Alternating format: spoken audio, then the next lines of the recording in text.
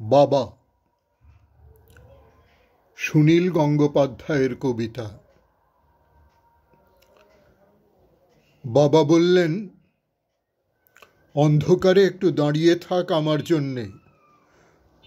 মাটির তলার একটা সুড়ঙ্গে নেমে গেলেন খুব আস্তে আস্তে।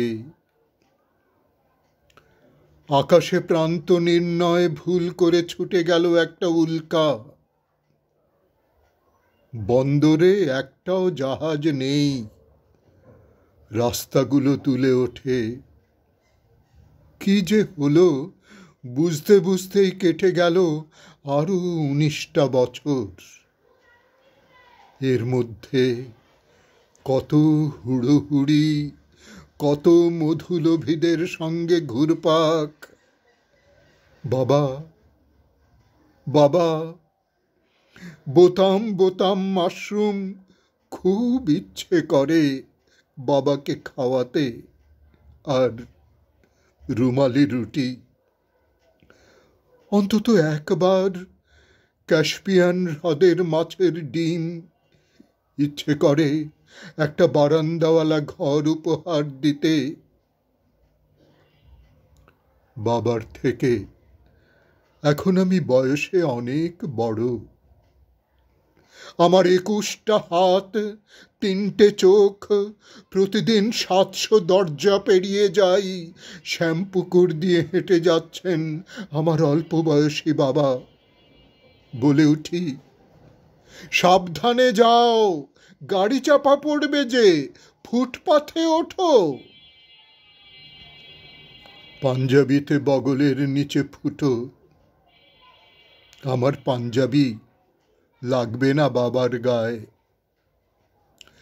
একটাও 10তলা বাড়ি দেখেননি, আমি সেখানে থাকি। জেনে গেলেন না বাংলাদেশ নামে একটা নতুন দেশ হয়েছে তাঁর জন্মস্থান ঘিরে। আমার ছেলে ঠাকুমার পাশে শুয়ে গল্প শোনে, ঘুম পাড়ানি গল্প।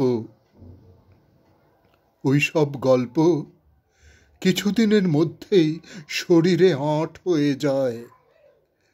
নতুন নতুন গল্প বানাতে ছেলের দল হৈ হৈ করে ছুটছে, বিমানে একটা বিন্দু হয়ে মিলিয়ে যাচ্ছে আকাশে।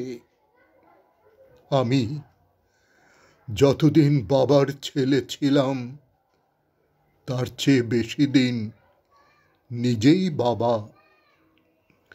আমার বুকের সব রোম পাকা। সকালবেলা কাশতে কাশতে লক্ষ্য করি রক্ত পড়ছে কিনা। বাবা ছবি হয়ে থেমে আছেন। নিজের থেকে কম বয়সী কারুকে কি বাবা বলে ডাকা যায়? তবু দেখতে পাই মাঝে মাঝে। আমি চেয়ে থাকি স্নেহের দৃষ্টিতে তার ঘামে ভেজা মুখ, পরিক্রমা ক্লান্ত পা। কিছু দিতে ইচ্ছে হয়, যা যা পাননি আমার ছেলের কাছ থেকে কিছু নেবার আগের মুহূর্তে। একবার আমার হাত কাঁপে।